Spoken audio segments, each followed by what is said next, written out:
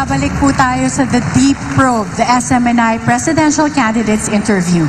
And right before the break, the conversation between presidential candidate Senator Marcos and the panelists was spanning several issues, including the geopolitical conflicts and the oil price crisis. Now we will resume the questions from the panels. Magandang gabi po, Senator. Good evening, Rolex. Ang katanungan ko po ay tungkol sa power. Alam niyo po, yung IPIRA, hinati yung bansa natin. Electric Power Reforms Industry Act, IPIRA. Ngayon po, ganito. Recently, ang Malacanang po ay naglabas. Pinirmahan ng Pangulo, Executive Order 164, adding nuclear power to the energy mix.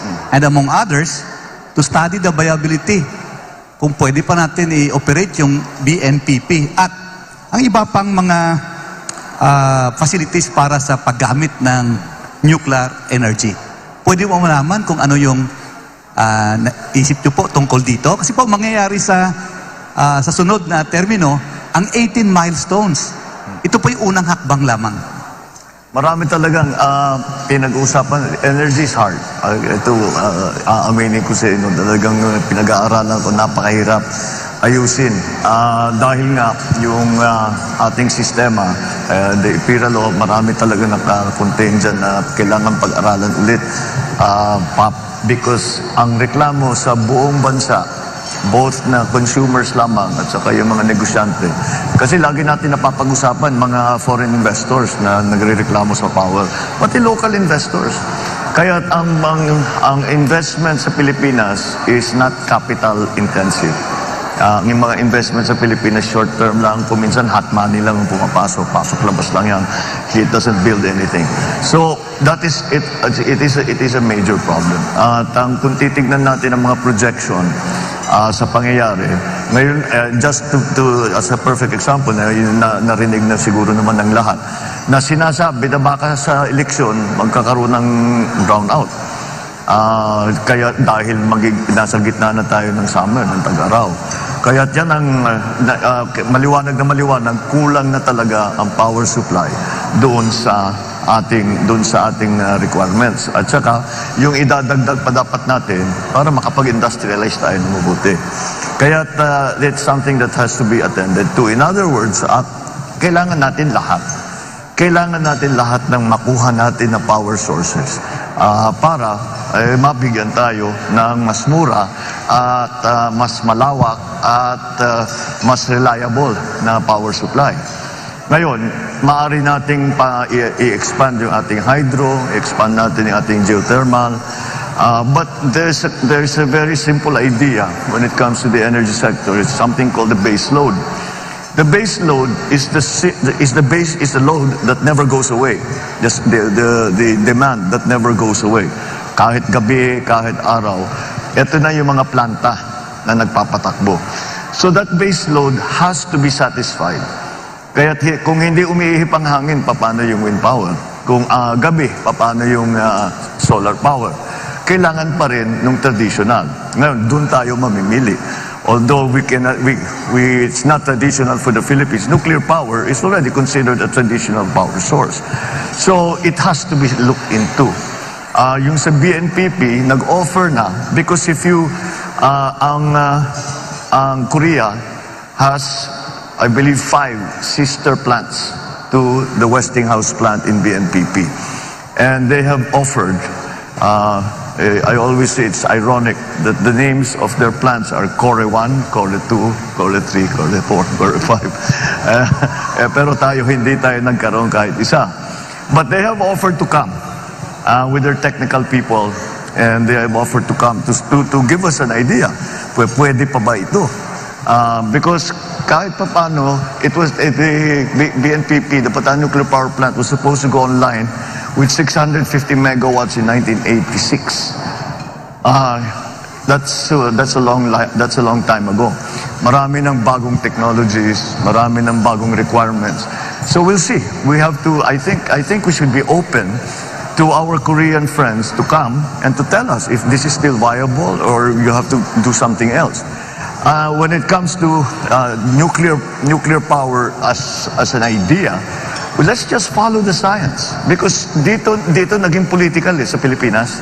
It's also political in other places. But in our particular case, the reason we have no power plant, nuclear power plant at all is pure politics. Did not really follow the science. So we have to look into it. Because, even after Fukushima, when everybody was saying nuclear power is going to, we have to rethink, kailangan natin pag-aralan ulit yan, mukhang delikado. Walang nagbago ng kanilang pagplano na pagpatayo ng nuclear power plant kahit saan. Amerika tuloy-tuloy pa rin. Sa France, the majority of their power is already created by nuclear power. So in the other countries, ganun din. So I still think that it's something we should examine. There are many new technologies. One of the ones that we keep reading about are the modular nuclear power plant. They start with a small one. Gusto mong palakihin, bumili ka ulit ng module, ikakabit mo, palakihin mo ng palakihin hanggat gusto mo. Siguro naman kaya natin patakbuhin ang nuclear power plant. Wala naman, there's no reason na bakit hindi kaya ng Pilipino na magpatakbo ng nuclear power plant. So, it's something that should be part of the mix. Kasama diyan is COP26, where we decided to cut down on coal-fired power generation. And what happened, nagtaasan ng presyo kasi walang kapalit sa renewable. Ibig sabihin, yung mix ng renewable at saka traditional, kailangan talaga natin, we have to decide once and for all, what is the mix that's good for the Philippines. I think it's not going to be a static point. I think as years go on and we develop renewables, we develop other sources of power, that mix is going to slowly shift towards renewables, hopefully, because that's what we want because of climate change. But nonetheless, that mix is still something that's up in the air, that we haven't really determined what is proper and appropriate for the Philippine setting. But to make a short answer to your question, is that lahat kailangan natin. Kailangan natin palakihin ng hydroelectric, kailangan natin palakihin yung geothermal, kailangan natin paramihan ng mga power plant, kailangan natin tumingin sa mga bagong technologies, wind farm, solar, kailangan natin tingnan ng nuclear. At kung kailangan talaga, di balikan natin oil-fired. But oil-fired has become less and less attractive because of what's happening in the volatility of oil prices, especially in the last 2-3 years. Then with this new development in Ukraine, talagang kailangan pag-isip-isipan natin na mabuti. Kasi baka maipit tayo, pag tumaas na naman yan, hindi natin maipatakbo yung planta natin, balik na naman tayo sa dati, nasa brownout na naman tayo. Now we have lots of coal here in the Philippines. The Chinese claim to have good enough technology. I've actually visited one of their coal-fired plants that na malinis na, that they're able to extract the carbon and they're able to dispose of the carbon properly. So all of these things we need to look into. Lahat yan kailangan natin. Well, after the generating companies, meron po tayong Transco. Marami reklamo sa Transco. Senador, open ba kayo sa idea na katulad ng tubig, may west sector operator, may east sector operator, chop natin ang Transco? I don't think so. May economies of scale yan eh. Ang business model ng high tension na delivery na ginagamit ng Transco is the same as a tollway. You maintain the tollway, you collect toll, and that's how you pay for what you build. That's the same thing that Transco should be doing. Yun lamang siguro na hindi sapat. Sa amin lang, marami kaming pangangailangan dyan sa Transco. We were hoping to build a high tension cable from Ilocos Norte to directly export the power we are producing via windmills directly to Manila, because that's where the demand is, and it's more profitable for us. But hanggang ngayon hindi pa nangyayari, and I'm not sure. I'm not privy to the the board meetings and the discussions going on in Transco. So I do not know quite why wala pa yan. But yes, it really should be a simple operation na kaya madali lang naman patakbuhin dapat yan. Kaya pag-aralan natin kung bakit nagkakaganon. You mentioned 𝚑𝚑𝚒. We have to look back at 𝚑𝚑𝚒. I think 𝚑𝚑𝚒 might already have already, at least certain provisions in 𝚑𝚑𝚒 are already obsolete. As a matter of fact. Senator? Yes. I hope you don't mind. I'd like to switch topics a little bit because we have a short period to ask so many issues. All right. I'd like to ask about agriculture because you've mentioned that in the last time you were here. One of the biggest problems that the sector is facing is the aging of farmers. Yes. One study I've read said that their average age is between 57 and 59. And the worst thing is their children don't want to go into agriculture. And this observation is supported by declining enrollment in agricultural programs of SUCs across the nation. And last, the Secretary of Agriculture last year said that we may be facing a critical shortage of farmers in as little as 12 years. And he said this last year.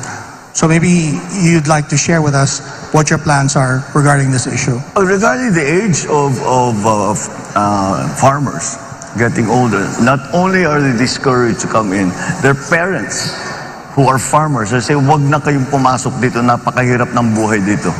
Mag-aral kayo, pumunta kayo sa Manila, pumunta kayo sa city, dyan kayo magpagaling para hindi nyo na kailangan daanan itong dinadaanan namin. That's the state of the agriculture in the Philippines today. As a general rule, as a general concept, I think we have to really shift already from what is essentially still mom and pop operation and talk about agribusiness and talk about the industry of agriculture. And there are many things that we need to do to achieve that, to get to that point. See, let's go back to the issue of the age of our farmers and the young people who are not going into agriculture. If it is an agribusiness, if it is not the traditional farming method that we are always going through, that we have been doing for the last millennia, but move into something that is more high-tech, then that will necessarily need for the entry into more technically minded agribusiness practitioners, and that will bring the age younger immediately.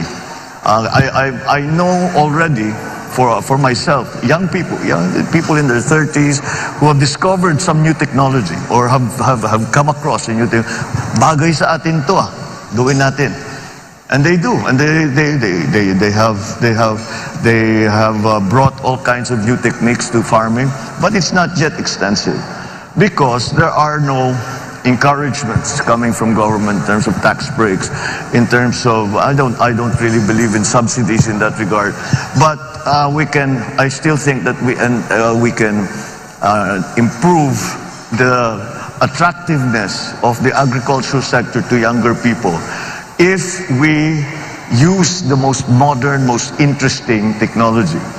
And like the kids say, they can geek it out, right? They'll just pag-aralan nila na mabuti. That's a very interesting. It will become a very interesting line of work. Is there an important role for government to play? Because if you look at the public spending on agriculture in the Philippines, it's only about 1.7% of the national budget, far below what is being spent in other ASEAN countries. Yes, it's been that, and it has been that way for a long time.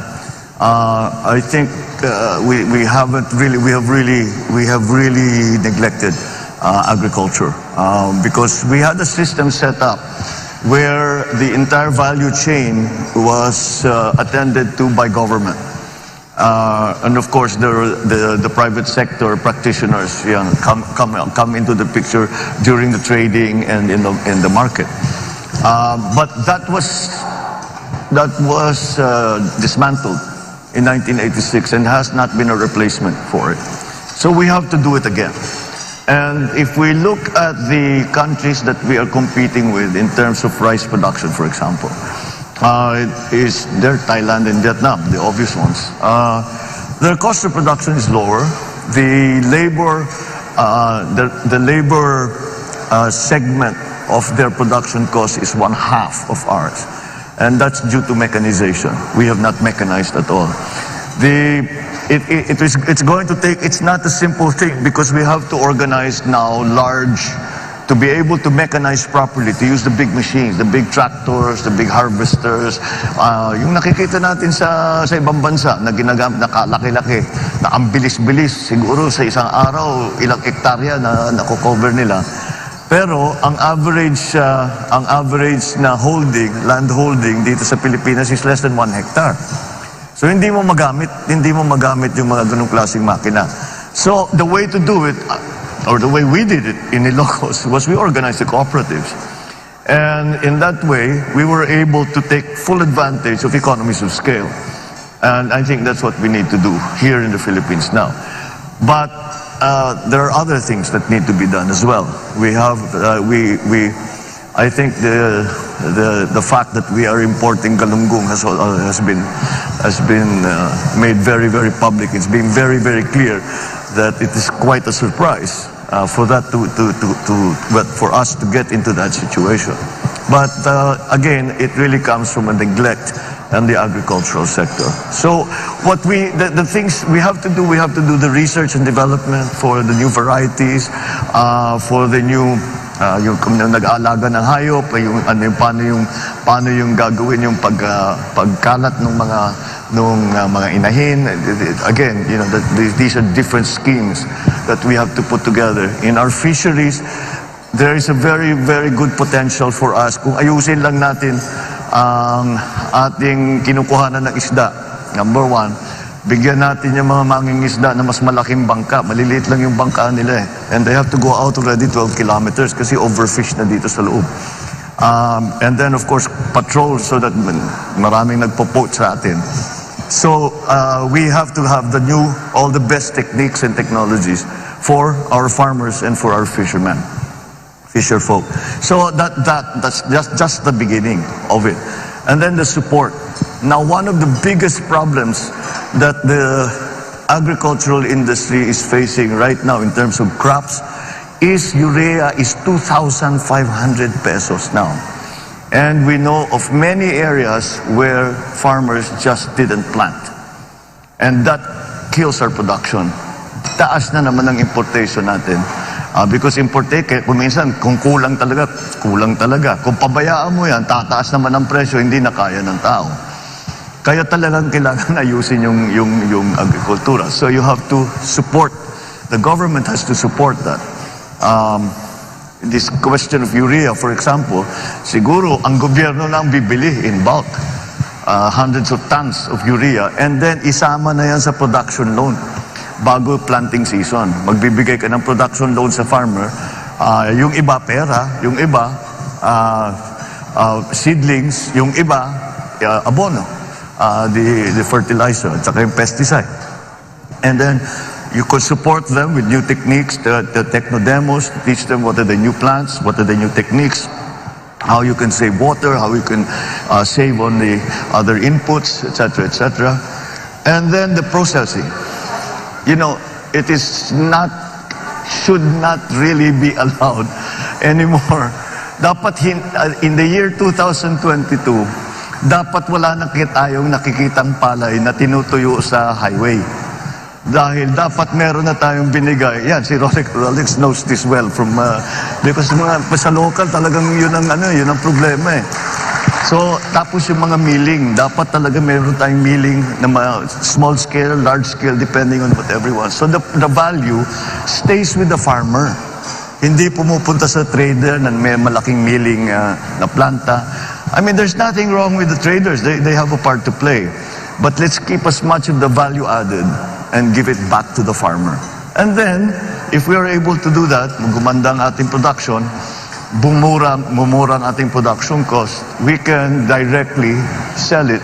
And the kadiwa is the example that we always use. We can sell it to the public at a lower price, assuming the government will not make a profit. because the government should not make a profit. So they should be able to sell these basic agricultural products for less. Mr. Marcos, Yes, we all know that your campaign's theme is unity. And recently, you made a statement on an issue that, would test your call for unity, because this issue is really polarizing in our country. And I'm referring to your statement on LGBTQ rights. And so my question is, there are a lot of interests that had to be balanced here, especially that even though that we are a secular country, our people, around 80% of our people have really, really strong religious beliefs, and these two things, are always contrary to each other. So my question is, how will you balance the legitimate aim of protecting the rights and welfare of LGBTQ people while at the same time respecting the legitimate interests of religious groups that they can freely pursue their belief on this matter?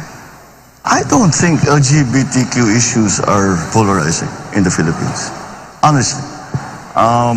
I think we are much more open-minded about it, considering the fact that we are in fact a very Roman Catholic country. But then you must, and so that I don't think it's polarizing at all. I think Filipinos are, I don't know how to put it, but we're much cooler than most other places when it comes to these things. And I think when I talk to the members of that community, wala namang hinihingi na special treatment ang mga LGBTQ. Wag lang, do not discriminate against us. Yun lang naman yun eh.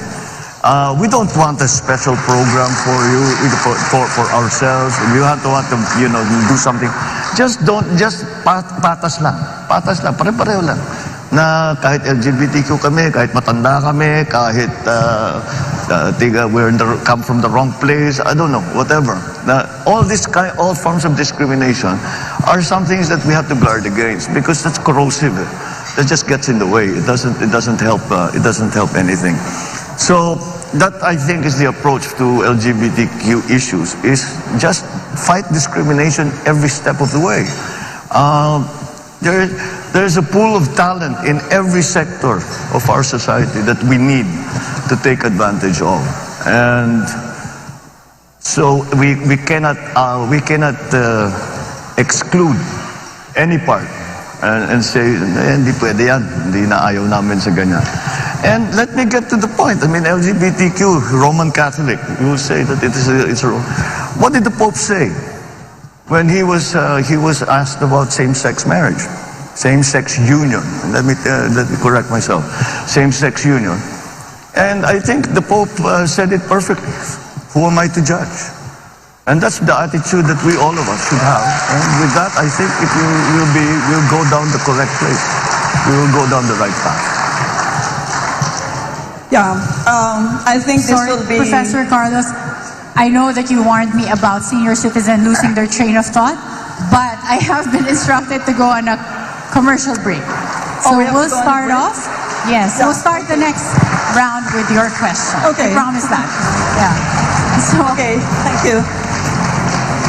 Thank you, everyone. We have more questions coming from our panel.